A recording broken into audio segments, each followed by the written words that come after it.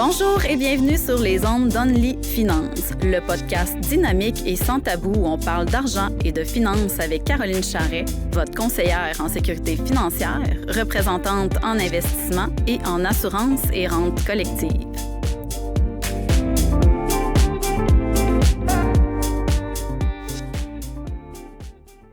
Bonjour à tous, bienvenue au podcast Only Finance, un balado qui parle de finances évidemment et qui est présenté par le cabinet de services financiers Caroline Charret, dont je suis moi-même la présidente et la propriétaire. Donc aujourd'hui, c'est notre quatrième podcast, pas podcast en fait, mais quatrième épisode déjà, notre deuxième épisode qui est tourné en fait en vidéo. Aujourd'hui, c'est également 100% commandité par Beneva Assurance et Services financiers. On va parler du RRI, qui est le régime de retraite individuel pour propriétaires d'entreprise. Donc, en plus, j'ai la chance aujourd'hui de faire l'enregistrement non pas avec un, mais bien deux spécialistes pour nous aider à démystifier ce régime qui prend de plus en plus d'ampleur. En tout cas, moi, je m'en fais de plus en plus parler auprès de cette clientèle qui sont les propriétaires d'entreprise. C'est vraiment le genre de service que vous pouvez obtenir dans notre cabinet à l'aide de spécialistes comme aujourd'hui. Donc, je vais vraiment jouer le rôle, en fait, de l'animatrice et sortir un petit peu c'est quoi les points importants que les clients apportent, les questions pour qu'on démystifie un petit peu le régime là, en soi. Donc, bien évidemment, en tant que professionnel, on est déjà au courant des aspects qui vont être discutés aujourd'hui, mais je trouvais ça intéressant que ce soit directement les spécialistes qui y répondent.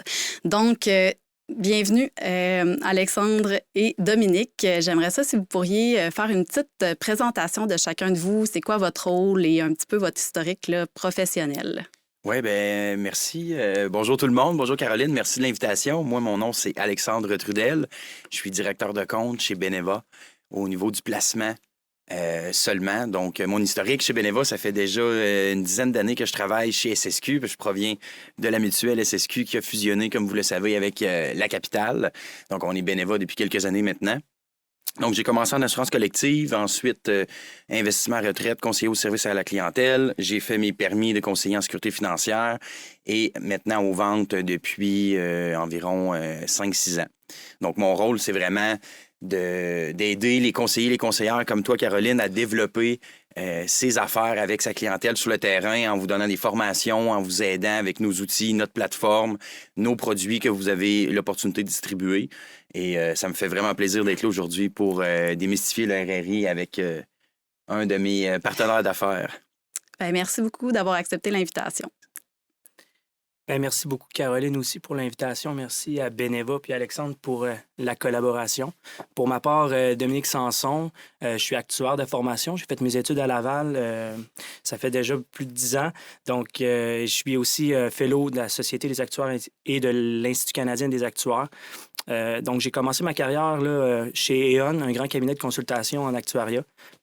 Plus spécifiquement, là, je travaillais dans les régimes de retraite. Donc, on travaille pour les gros régimes de retraite à prestations déterminées, travailler en collaboration avec des comités de retraite, etc. Par la suite, j'ai changé d'emploi là, pour aller chez Mallette. Ça fait plus de 7 ans maintenant.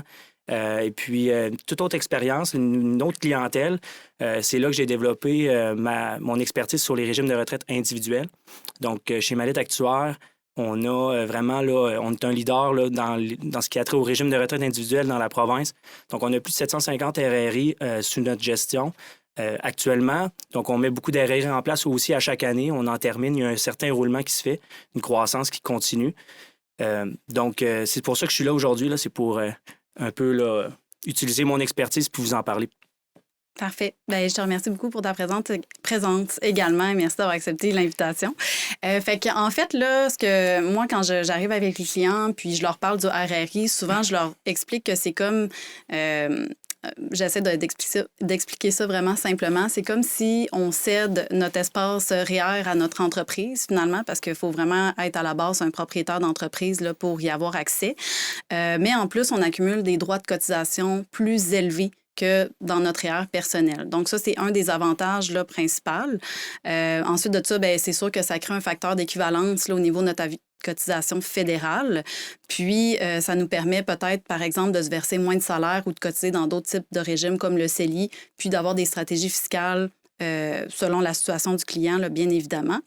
Donc, profiter d'une économie d'impôt de par notre imposition personnelle, mais aussi notre imposition corporative, là, étant donné que justement, ça devient 100% déductible pour l'entreprise. Fait qu'on va en parler un petit peu plus, de façon plus élaborée, mais en gros, c'est souvent comme ça que j'explique le RRI là, rapidement là, aux clients. Donc, il y a d'autres avantages aussi pour ce qui est du RRI.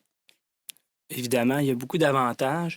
Peut-être juste présenter c'est quoi le régime de retraite. Tu as touché quelques lignes, là, mais quelques points, pardon. Le régime de retraite individuel, c'est un régime qui, on va souvent le comparer lors de la rencontre aujourd'hui là, à un REER. Évidemment, ça va être un compte de placement d'épargne, je veux dire, pour le propriétaire d'entreprise. Tu l'as mentionné, c'est dédié au propriétaire d'entreprise.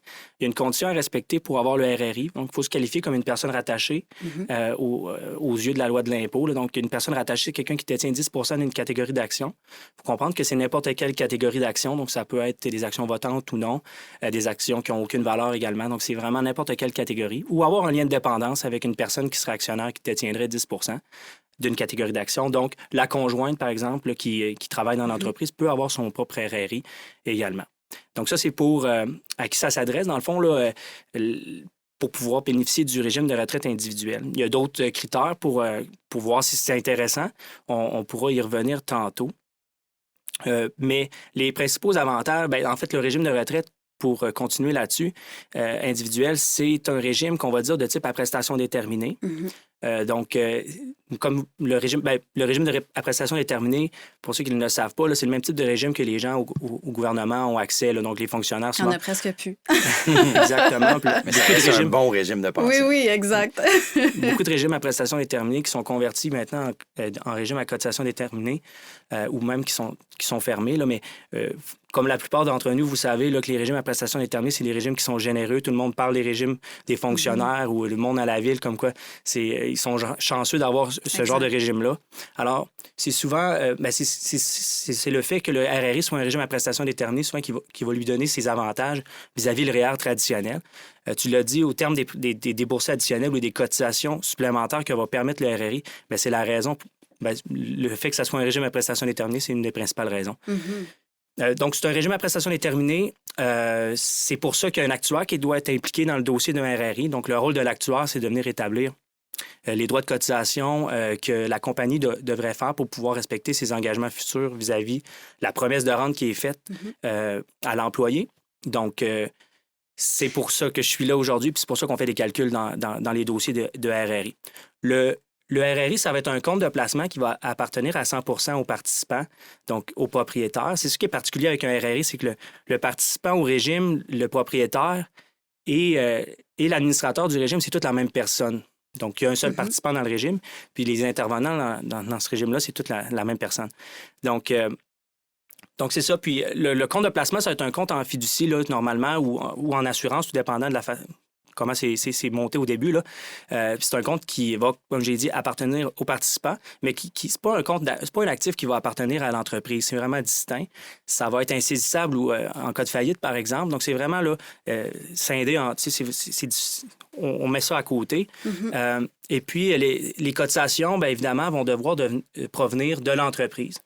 Donc, ça va vraiment... L'argent va transiger du compte de l'entreprise vers le compte en fiducie ou le compte RRI du participant. Puis, c'est pour ça que la déduction fiscale va provenir de l'entreprise et non pas au niveau personnel. C'est ça, exactement. Fait que tu as un peu plus élaboré là, sur ma présentation courte du RRI. Fait que c'est parfait, c'est ce que je voulais. Aussi, c'est pas nouveau. En fait, le RRI, ça existe depuis combien de temps? Parce que je pense que c'est dû à un changement de loi, là, justement, qui a rendu le régime un peu plus populaire là, dernièrement. Là. En fait, plus longtemps que ça, le RRI, c'est possible d'en mettre en place depuis les années 90. La loi a changé en 2001, un premier changement qui a eu lieu en 2001, qui a permis aux propriétaires d'entreprises là, qui se qualifiaient comme une personne rattachée, comme j'ai expliqué tantôt, d'avoir le régime et de ne pas être assujetti à la loi provinciale, qui limitait vraiment, là, qui obligeait les entreprises à cotiser ou à financer le régime, les sommes étaient immobilisées, etc. Donc, à ce moment-là, il y a eu un engouement beaucoup plus fort sur le régime de retraite. Au fil des années, il y a eu un essoufflement par rapport à ça. Puis dernièrement, comme tu l'as mentionné, il y a eu une réforme là, au niveau de certaines lois fiscales. Puis ça l'a donné un certain regain ou un intérêt vis-à-vis le régime de retraite individuel. Je suis pas fiscaliste, c'est pas mon champ d'expertise, mais principalement, là, la raison principale, c'est surtout au niveau là, du resserrement des règles autour de l'imposition sur les revenus passifs dans les sociétés. OK. Donc, une société là, qui génère plus de 50 000 en revenus passifs, chaque dollar là, additionnel va venir réduire le plafond des affaires, le plafond ou la DPE, certains, on peut l'appeler de différentes façons. Puis, ça fait en sorte qu'il y a une plus grosse partie des revenus qui sont imposés au gros taux dans l'entreprise. Donc, ça a un impact sur le montant d'impôt que l'entreprise doit payer si on a des revenus passifs qui sont élevés. Et donc, le RRI devient une solution pour venir mieux gérer le revenu passif dans une société ou dans les sociétés. OK. Puis, tantôt, on parlait que ça prenait, en fait, 10 et plus de parts, en fait, dans l'entreprise, peu importe le type d'action qu'on possède. On disait qu'il faut être aussi une personne rattachée. Est-ce que ça peut être autant une compagnie opérante qu'une compagnie de gestion? Dans le fond, là, on va mettre en place le régime où vont venir les salaires. OK. Donc, il faut absolument qu'il se verse un salaire. Oui, ça, c'est ça. Ça bien peut pas important. être des dividendes. Non, exactement. Ça, c'est important. À qui ça s'adresse, en fait, on l'a parlé, il faut que la personne ait un lien de dépendance, que ce soit un professionnel incorporé ou une entreprise ou un actionnaire détenant 10 %, mais c'est vraiment important que la personne qui va être le prestataire reçoive un T4, donc soit salarié dans l'entreprise pour pouvoir y participer et profiter de la rente future. Fait qu'à ce moment-là, pour ceux qui se versent, par exemple, juste du dividende, ça pourrait être, s'ils veulent justement adhérer à cette stratégie-là, ça pourrait être une belle évaluation à faire. Bien là, est-ce que le salaire serait plus pertinent à ce moment-là pour établir ce type de régime-là? Mais je pense que c'est plus rare qu'on voit 100 % du dividende là, de nos jours, là, de toute façon. Oui, effectivement, on voit de moins en moins là, juste du versement de dividendes. Surtout, là, c'est quelque chose qu'on voit beaucoup là, au niveau des professionnels incorporés comme les médecins. Là, il y en avait beaucoup qui étaient payés 100 % en dividendes. Mais depuis, là, je te dirais, depuis quelques années, là, ce qu'on voit, c'est vraiment, on va se verser un salaire là, jusqu'au plafond ou autour du maximum REER ou quelque chose comme ça. Puis ça nous permet là, d'avoir les régimes publics, mais aussi là, maintenant un régime de retraite individuel. C'est pour ça qu'on a beaucoup plus de professionnels incorporés dans nos mises en place qu'on en avait auparavant. OK.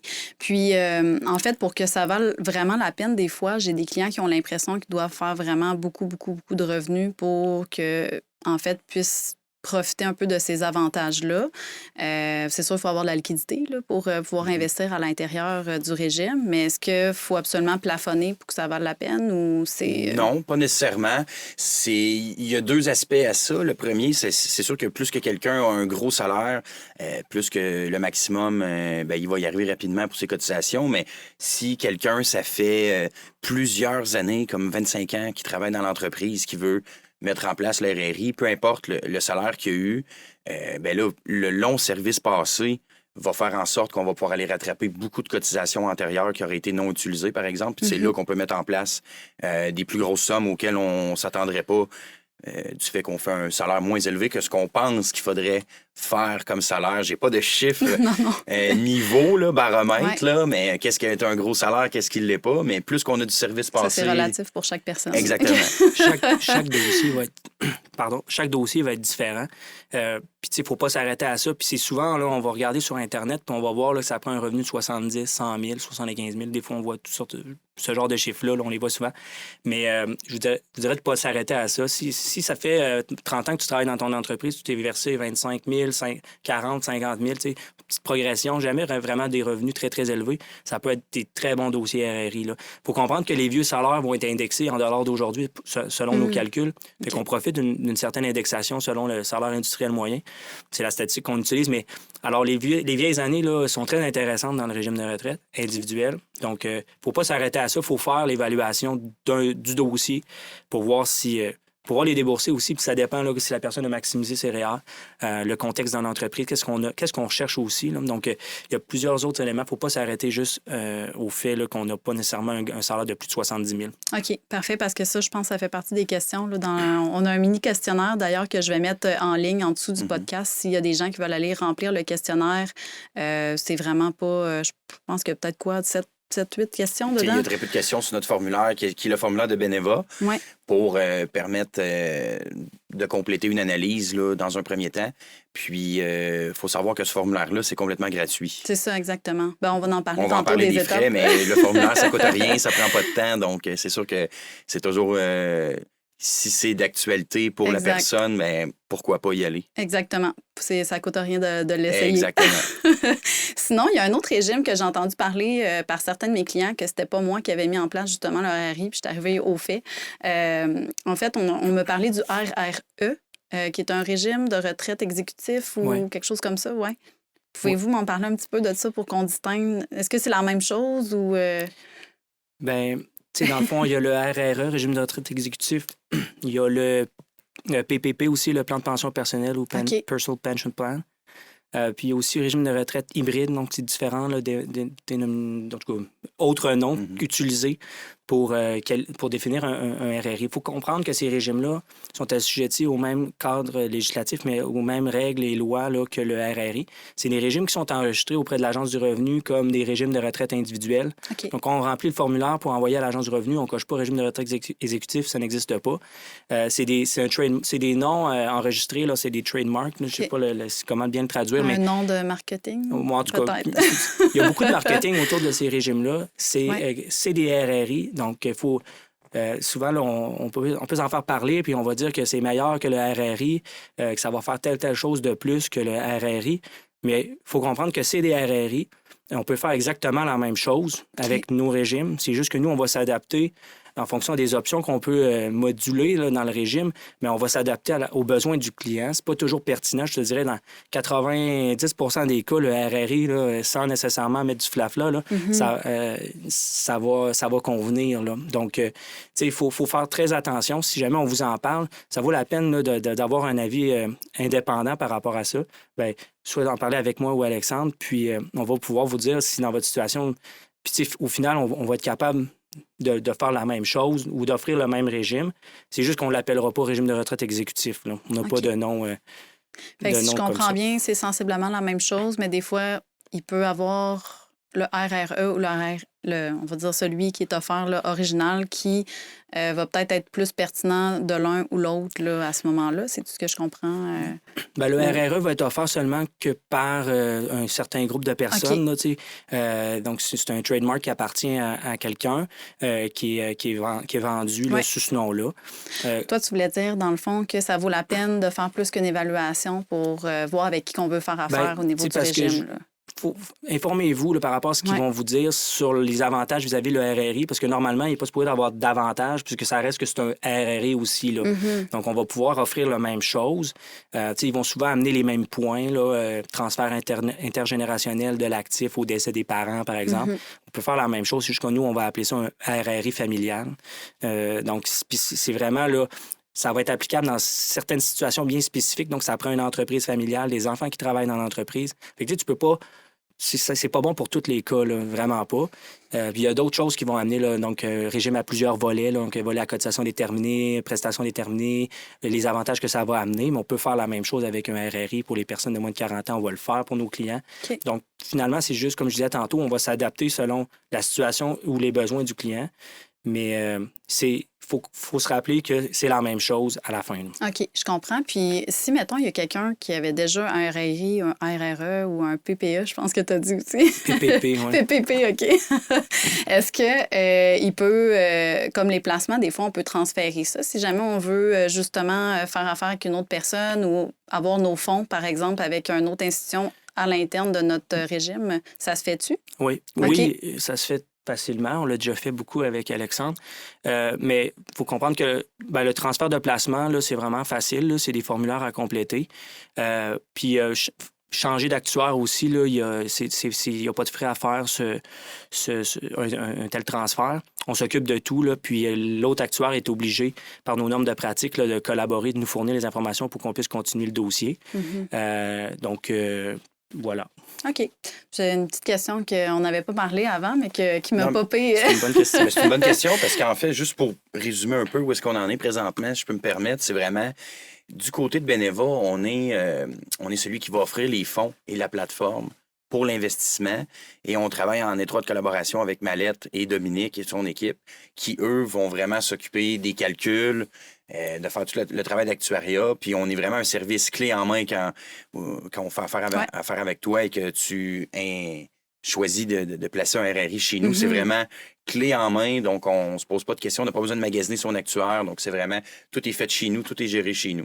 Parfait, je comprends. Puis j'ai une question aussi qui revient souvent parce que des fois, on est plusieurs associés dans une même entreprise, puis ça arrive souvent qu'on n'a pas les mêmes âges. Il y en a un qui a 35 ans, l'autre qui a 55 ans. Justement, c'est peut-être sa reprise au niveau là, de l'entreprise. Est-ce qu'on peut mettre en place un RRI? Puis comment on fait pour que ce soit juste entre les deux parties, pour que ça soit équivalent? Mettons qu'ils ont 50-50 ou des partages différents. Qu'est-ce qu'on fait dans ce temps-là? C'est une bonne question, puis elle revient souvent, effectivement.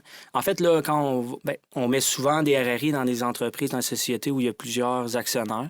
Il faut comprendre qu'on n'aura jamais un dossier RRI qui va être pareil, à moins qu'on soit jumeaux, puis qu'on se soit versé les mêmes salaires depuis le début de l'entreprise. Là. Donc, vous comprenez que c'est une situation qui n'arrive jamais. Là. Fait que on n'aura jamais les mêmes déboursés là, dans le régime pour le rachat de services passés ou pour le futur.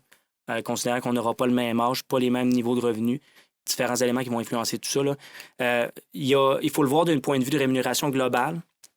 Donc, si le RRI vous permet de débourser, mettons, 30-40 000 par année, ou si vous avez un rattrapage de 100, 150, 200, peu importe le montant, puis votre collègue, lui, c'est la moitié de ça, ben, d'un point de vue rémunération globale, il y a des mécanismes que vous pouvez utiliser pour rééquilibrer ça, soit en vous versant des bonis, des dividendes, des choses comme ça. Ça parlait avec le comptable fiscaliste qui s'occupe de la société. Mais c'est très, très, très courant là, de venir rééquilibrer.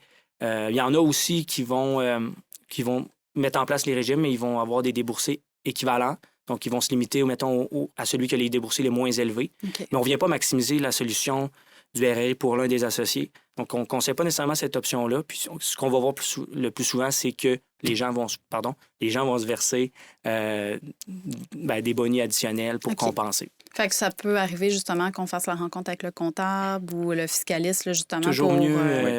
Toujours mieux d'impliquer le comptable, le fiscaliste dans le processus d'évaluation d'un dossier RRI, puisque les clients, au final, vont souvent se rabattre sur l'opinion de leur comptable ou de leur fiscaliste. Effectivement. OK. Puis, en fait, une autre question aussi, c'est plus au niveau de l'avantage fiscal. Fait que je sais qu'il y a un rendement de 7,5 de rendement. Ça, au début, ça a été long avant que je le comprenne parce que on me disait, peut-être j'avais mal été informée, là, mais on me disait qu'il ne fallait pas que le placement fasse du 7,5 de rendement parce qu'on voulait en rajouter de plus. Mais moi, je veux que mes fonds performent là, quand même. Fait que je pense qu'il y a peut-être deux façons de penser là, par rapport à ça. Mais au niveau fiscal, ça serait quoi, par exemple, les avantages? Puis aussi, si on le comparait, par exemple, à un placement non enregistré qu'on peut faire à l'intérieur d'une compagnie aussi, là. Oui, c'est une excellente question, Caroline. En fait, c'est le 7,5 de rendement. Il est fixé parce que le RRI est sur une juridiction fédérale. Donc, puis c'est la loi des fonds de pension, là, la loi des régimes de retraite. Donc, il faut qu'il y ait un taux minimum là, de 7,5 de rendement.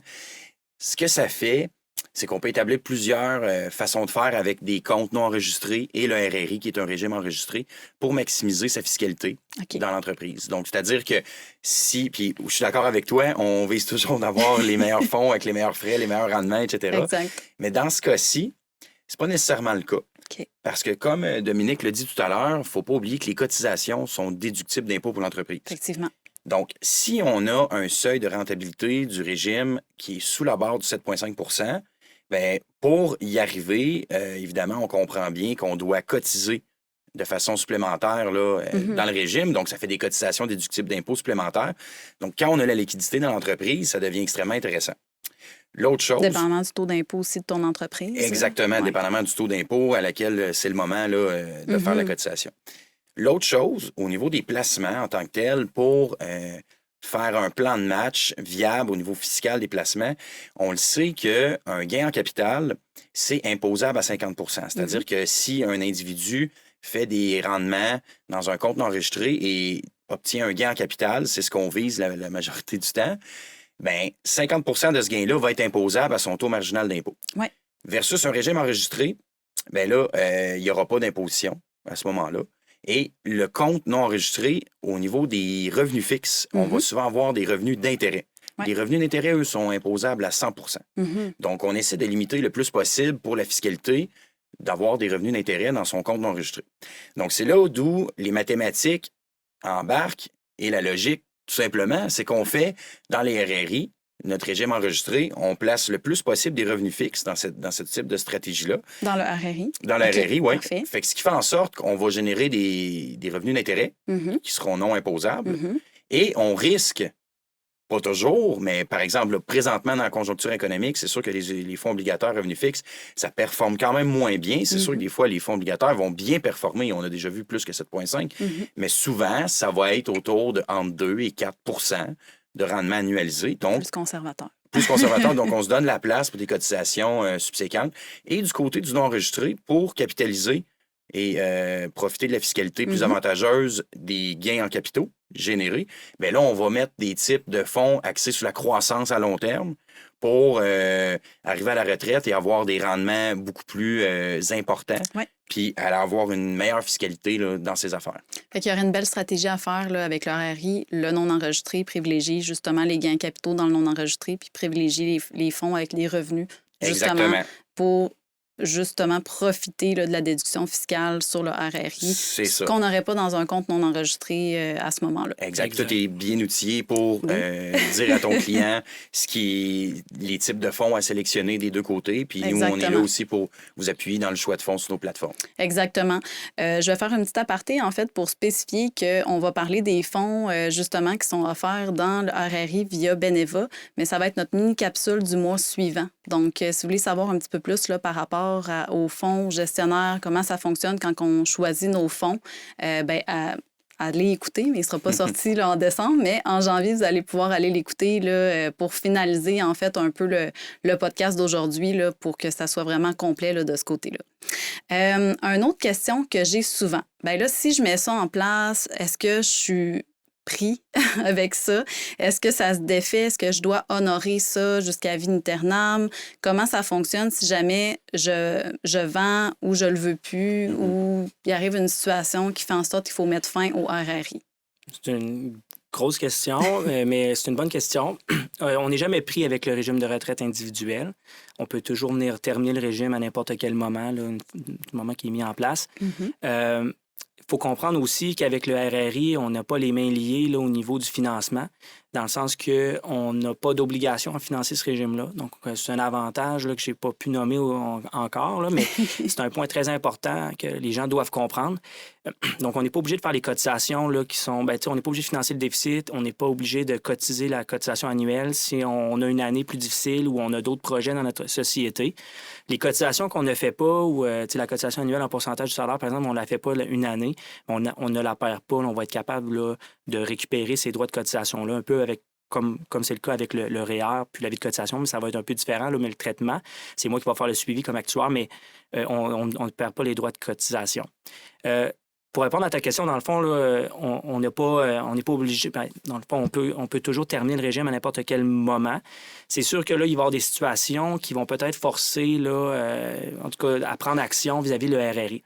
Je vous rappelle, la condition pour avoir le régime, c'est de se qualifier comme une personne rattachée, donc 10 d'une catégorie d'actions ou d'avoir un lien de dépendance. Alors, c'est sûr que si on vend les actions de notre société, puis qu'on ne se qualifie plus, là, dans le fond, on ne respecte plus les conditions, ça se peut là, qu'on doive terminer le régime à ce moment-là. Mais je m'excuse de t'interrompre, mais si on a une compagnie de gestion, est-ce qu'on pourrait le transférer dans notre compagnie de gestion, même si on ne se verse plus de salaire? Puis... Oui, c'est ça. Là, ça fait partie des alternatives qu'on va discuter avec nos clients là, quand il vient nous parler, là, par exemple, qu'il s'est fait approcher pour vendre, blablabla. Donc là, on va aller regarder les options, c'est quoi qu'on peut faire. Fait que c'est ça, là, oui, on va pouvoir transférer le financement du régime à une autre entreprise. Il y a certaines conditions à respecter. Là, je ne veux pas rentrer dans le détail aujourd'hui, là, mais il y a certaines conditions à respecter pour faire ça. Mais on ne peut pas transférer ça dans une compagnie de gestion qui détient seulement que du placement. Ça prend une compagnie là, qui a certaines opérations financières là, ou des revenus d'entreprise ou pour lesquels on est capable... verser des salaires. Ouais, ou si on se verse un salaire T4, là, c'est sûr qu'on vient là, respecter là, entièrement les conditions de l'Agence du revenu. Fait que cette possibilité-là nous évite de devoir terminer le régime. On peut le continuer. Même si on ne reçoit pas nécessairement de revenus ou on ne cotise plus au régime, on va pouvoir le garder dans cette structure corporative-là. Si on vend les actifs, mais on ne vend pas les actions, on peut garder notre entreprise puisque la société existe toujours. Si on vend un enfant, même si on n'est plus actionnaire, on se qualifie par le lien de dépendance. Si on a un frère qui est encore actionnaire, puis on s'est retiré, nous, de l'entreprise, mais on continue à se qualifier comme une personne par le lien de dépendance, personne rattachée. On peut aussi négocier avec l'acheteur une catégorie d'actions. Comme j'ai dit tantôt, c'est n'importe quelle catégorie d'actions. Donc, dans certains cas, on va, pour éviter un certain impact fiscal à la terminaison, parce que ça se peut qu'il y ait un impact fiscal, on n'en a pas parlé, là, mais on pourra peut-être en parler plus en détail tantôt. Mais donc, on va peut-être des fois trouver certaines solutions comme celle-là, là, de voter des catégories d'actions, permet là, pendant une certaine période de temps de garder le RRI dans la structure corporative. Encore une fois, l'entreprise n'a pas besoin d'injecter d'argent ou de financer ce régime-là, donc il n'y a pas nécessairement d'obligation de la part des acheteurs. C'est sûr qu'on n'a pas vu ça souvent. Les acheteurs, souvent, ne vont pas vouloir avoir le régime de l'ancien propriétaire, mais on a déjà fait ça. Je voulais juste vous exposer que finalement, tout il y a est possible. Beaucoup d'options. Là, ou presque. Ouais, ça. Puis pour le professionnel incorporé, dans le fond, l'avantage pour lui, c'est que l'opérante devient un peu la gestion après la pratique. Là. Donc, c'est toujours la même société. Ce qui fait en sorte que le professionnel incorporé conserve toujours toutes les options à la retraite. Là, donc, on n'est jamais obligé de terminer le régime. Donc, ça, c'est un avantage là, qui est important. OK. Puis, je pense que si on décède, bien, étant donné que c'est comme un régime à prestations déterminées, c'est la même chose, le même traitement, c'est un roulement au conjoint où on peut nommer nos enfants comme bénéficiaires, puis ça contournerait la succession aussi. Bonne question. Point, oui, c'est une bonne question. En fait, là, pour ce qui est du décès, là, que ce soit avant ou après la retraite, ça va être là, le même traitement qu'avec le REER. On va pouvoir transférer à l'abri de l'impôt à la conjointe, que ce soit conjoint de fait ou conjoint marié. Même malgré qu'il y a des dispositions, vu que c'est un régime à prestations déterminées, vous savez là, qu'avec, mettons, le rentier au gouvernement, le retraité au gouvernement, il va avoir souvent une continuité de la rente qui va être payée à la conjointe. Mais dans le RRI, il y a ce genre de dispositions-là, mais on ne les applique pas puisqu'il y a juste un participant. Okay. Et puis, c'est plus avantageux pour la conjointe, par exemple, de terminer le régime puis d'avoir l'argent dans son REER. Elle a une meilleure flexibilité au niveau du décaissement à ce moment-là. Okay. C'est pour ça qu'on va toujours, puis on cesse de devoir administrer le régime aussi. Il y a une économie de coût par rapport à ça. Donc, c'est souvent, là, en fait, dans 100 des cas, on va terminer les régimes au décès. Mais il y a quand même d'autres solutions. On peut mettre en place un RRI familial. J'en ai glissé un mot tantôt. Le RRI familial permet là, de différer l'impôt d'une génération au décès des parents. Puis l'argent, dans le fond, là, on vient intégrer les enfants dans le régime des parents comme participants pour les enfants qui travaillent dans l'entreprise familiale. Le régime continue d'être administré. Là, en fait, les parents reçoivent leur rente à leur retraite. Les enfants cotisent, puis reçoivent des salaires, accumulent des services dans le régime. Puis, dans le fond, au décès des parents, l'argent demeure dans la structure du régime de retraite, dans la caisse de retraite, et puis est redistribué aux autres participants.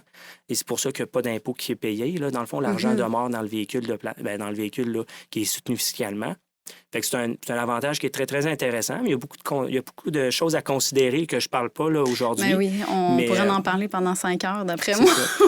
Fait que c'est pour ça que des fois, là, avec le RRE, comme vous parlez tantôt, souvent, ils vont amener ce point-là, le transfert intergénérationnel. C'est possible, c'est pas faux ce qu'ils vont dire, mais il y a beaucoup de choses à considérer. OK, je comprends. Puis quand on arrive à la retraite, bien là, justement, on revient un peu au choix de on va dire, les véhicules de décaissement, en fait. Qu'est-ce qu'on fait quand on veut le décaisser, le régime? On a plusieurs choix, je crois, de type de régime là, de décaissement.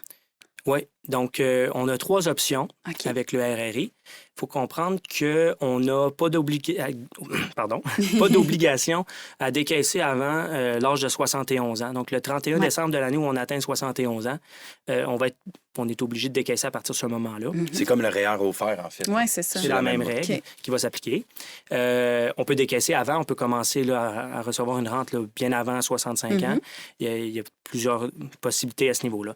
Les 3 options de décaissement, mais mettons si on a une personne de 71 ans, on va être obligé de prendre une décision parmi les 3 options. La première, c'est de décaisser à même le régime. Donc, on conserve la structure du RRI. Là, en fait, on conserve la structure. Le compte demeure ouvert. L'actuaire va faire le calcul de la rente de retraite en fonction des services puis des salaires accumulés dans le régime, un peu comme on va le faire pour le fonctionnaire au gouvernement.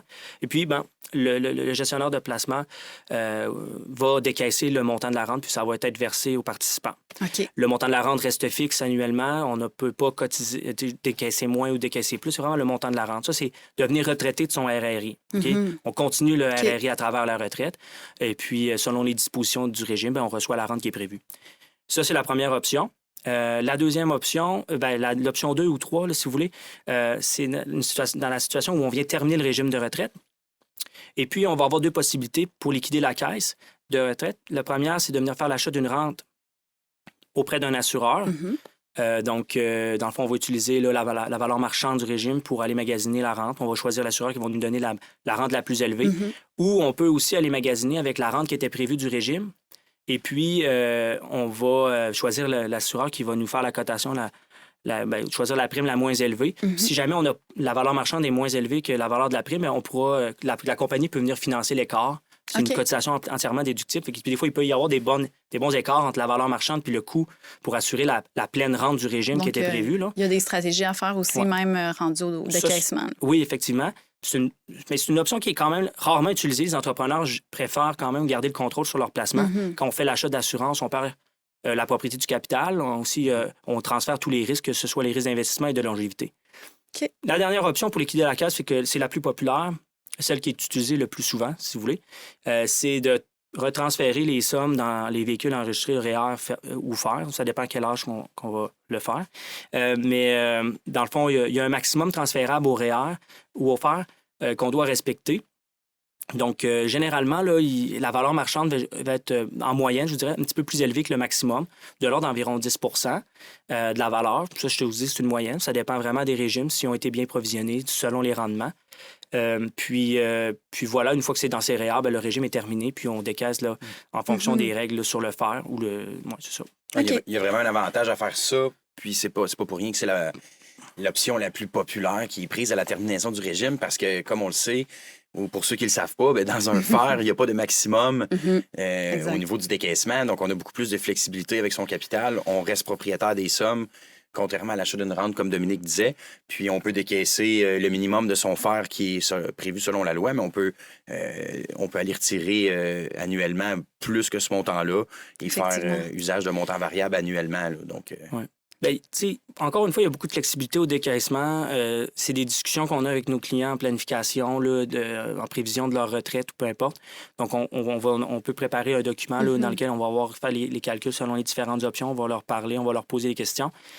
Parce que, tu sais, c'est ça, il y a quand même d'autres... Tu sais, s'il y a un impact fiscal plus élevé, ça se peut que ça soit plus que 10 bien là, ça se peut qu'on essaie de trouver un moyen là, de mitiger cet impact-là, que ce soit en débutant avec l'option de prendre la rente du régime pendant quelques années puis de terminer plus tard, ou tout simplement de retarder de quelques mois la terminaison, puis de recevoir le montant imposable dans le début de l'année financière, de l'année fiscale, puis de prévoir ce montant-là dans nos revenus.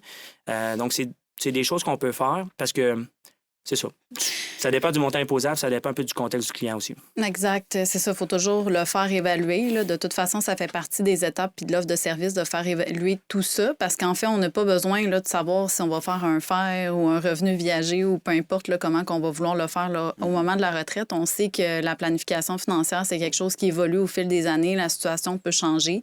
Fait qu'il ne faut pas se mettre de pression là, à choisir déjà à l'avance c'est quoi le régime de décaissement qu'on va choisir. On verra rendu là. On verra rendu là. Fait que, mais l'important, je pense que qu'est-ce qu'on voit, c'est que c'est vraiment un régime qui est flexible, même s'il y a quand même beaucoup de règles à respecter. C'est bien encadré, puis c'est pas mis dans une case. Moi, c'est ce que j'aime beaucoup. On est capable de l'adapter au fil des années, puis de s'ajuster pas mal à tous les types de situations là, de ce qu'on pourrait imaginer qui pourrait arriver, là, justement. On serait pas mal rendu à l'étape de c'est quoi, justement, les étapes au niveau de la mise en place, peut-être jusqu'à la fin, justement, là, du régime. Comment ça se passe, là? Moi, la première partie, en fait, ce que je disais tout à l'heure, c'est que premièrement, il y a un formulaire, là, quand je rencontre mon client qui est fait, court formulaire à remplir avec un court questionnaire pour voir si ça vaut la peine, justement, de pouvoir implanter le régime. Moi, j'envoie ça, justement, à ma lettre et je mets toujours Alexandre, là, parce qu'il fait partie de l'équation aussi. Puis après ça, c'est quoi les étapes? Ben, en fait, la première chose à faire, lorsqu'on reçoit le formulaire, que ma lettre font l'étude actuarielle du dossier, ben eux, ensuite, ils vont produire un rapport là, entre 7 et 10 pages. Puis, ils vont te remettre ça. Puis, à ce moment-là, c'est le rôle de la conseillère puis du conseiller de vérifier, voir avec le client si c'est vraiment avantageux. Exact. Ensuite de cela, ben, quand on le met en place, c'est un formulaire d'adhésion qu'on ouvre chez Beneva avec l'assureur. Et là, on fait la sélection des fonds. Parce que, comme je le disais tantôt, Mallette va s'occuper de faire l'étude actuarielle. C'est eux qui font l'administration du RRI en tant que tel au niveau fiscal. Mais au niveau de la plateforme de gestion des fonds, c'est vraiment avec Beneva qu'on va placer l'argent, qu'on va choisir les fonds.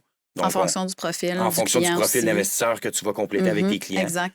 Puis là, ben, on a des fonds de revenus fixes, comme on disait tantôt, des fonds croissance, des fonds d'action canadienne, etc. Puis c'est là qu'on va établir un peu, soit si on fait le plan de match avec adosser un compte enregistré pour aller chercher une certaine avantage au niveau de la fiscalité ou pas.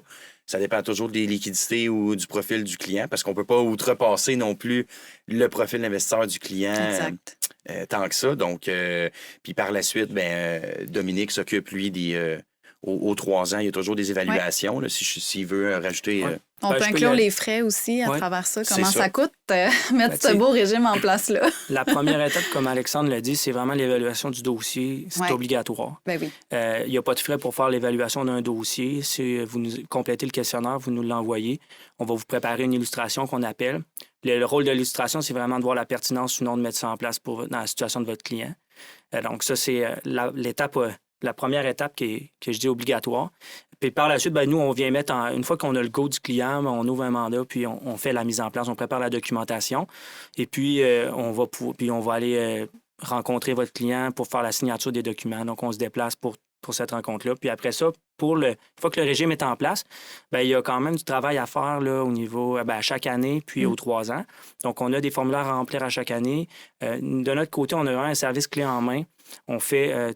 En fait, le client n'a rien à faire là, sur base annuelle. On complète les formulaires qui sont obligatoires et on les envoie et on les signe pour le client dans les délais qui sont requis. Et on lui envoie aussi là, un relevé annuel, l'aide d'administration pour faire le suivi là, de ce qui s'en vient dans l'année, etc. Donc, on a vraiment un service clé en main.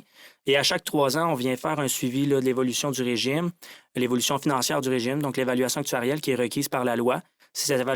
Dans l'évaluation, on va venir déterminer s'il y a un déficit ou un surplus dans le régime. Donc, si on peut cotiser un déficit, si par exemple, on n'a pas réalisé le rendement attendu de 7,5 et aussi les cotisations pour les 3 prochaines années, donc en pourcentage du salaire. Et puis, donc ça, c'est le but du rapport et puis on le refait à chaque 3 ans. Au niveau des frais, on parle là, un frais moyen chez nous de 1 100 $ par année sur le premier 10 ans. C'est le frais moyen. Là, donc, on fonctionne à honoraire. Là, donc, on a une tarification selon le mandat. Donc, on va payer un peu plus à la mise en place. On paye moins là, pour compléter les formulaires sur base annuelle. Donc, peu de travail qui est fait. Et puis, on va payer un peu plus là, dans l'année où on a une évaluation actuarielle. Puis, c'est 100 déductible aussi là, comme dépense. C'est facturé... à l'entreprise. Donc, c'est l'entreprise qui paye, déductible d'impôt. Et puis aussi, les frais de gestion là, qui sont payés dans le compte dans la caisse de retraite peuvent être remboursés également par l'entreprise. C'est déductible d'impôt aussi. On parle pas vraiment du frais de gestion, là, pas le frais de placement. Fait que c'est sûr que oui, il y a des frais, mais en même temps, quand vous allez faire votre évaluation, vous allez voir vraiment l'avantage fiscal qui s'y réfère. Donc, le frais... il vaut vraiment la peine là, d'être payé. En tout cas, dans les dossiers que j'ai vus, ça valait la peine. Pour l'économie d'impôt qu'on va venir sur les cotisations qu'on va générer, on justifie entièrement nos honoraires. On économise également les charges sociales sur les cotisations qui sont faites au régime. Donc, quand on vient faire les cotisations dans un RRI, ce n'est pas un avantage imposable. Ça ne s'ajoute pas aux revenus de la personne. Puis on ne paye pas les charges sociales. Donc, il y a une économie de coûts à ce niveau-là aussi, ce qui vient souvent là, justifier nos honoraires encore une fois. Exact. Fait que c'est super. On pourrait en parler vraiment encore longtemps, je pense. Puis sûrement que les gens vont avoir des questions. Là, en fait, si vous avez des questions, n'hésitez pas à communiquer avec moi. Moi, je suis la porte d'entrée, là, si on veut, pour le RRI. Puis, c'est important de dire que tout ce qu'on se dit, en fait, sur le podcast, c'est important que ça soit toujours adapté puis que vous faites une recherche avec un professionnel pour s'assurer que la stratégie est vraiment adaptée à votre situation. Fait que, nous, on parle de stratégie financière, mais ça prend toujours un professionnel personnel là, pour s'assurer que c'est vraiment adapté à vous. C'est pourquoi, comme je disais tout à l'heure, là, je vais vous mettre disponible un formulaire avec les petites questions, votre courriel, votre numéro de téléphone et ça va m'être envoyé à moi directement. Fait que si jamais vous voulez faire l'évaluation pour vous, ça va me faire plaisir là, de la faire et par la suite, c'est possible de vous présenter justement Dominique et Alexandre là, pour la suite des choses. Donc, manquez pas non plus notre mini-capsule en janvier qui va être avec Alexandre qui va porter sur les fonds distincts justement de Beneva. C'est quoi la particularité? C'est quoi les fonds qui sont dans le régime du RRI là, qu'on met en place? Puis merci encore à Beneva d'avoir commandité le podcast là, pour aujourd'hui. Merci à mes invités également. Merci beaucoup, ça fait plaisir. Merci, Caroline. Merci, bonne journée. Bonne journée. Bonne journée. Merci d'avoir été des nôtres pour cet épisode. Nous vous encourageons à partager votre avis et vos commentaires ou à prendre rendez-vous avec Caroline pour bénéficier de conseils financiers personnalisés. Pour découvrir notre contenu exclusif, suivez-nous sur Facebook, Instagram et LinkedIn au @Service financier Caroline Charret. À bientôt!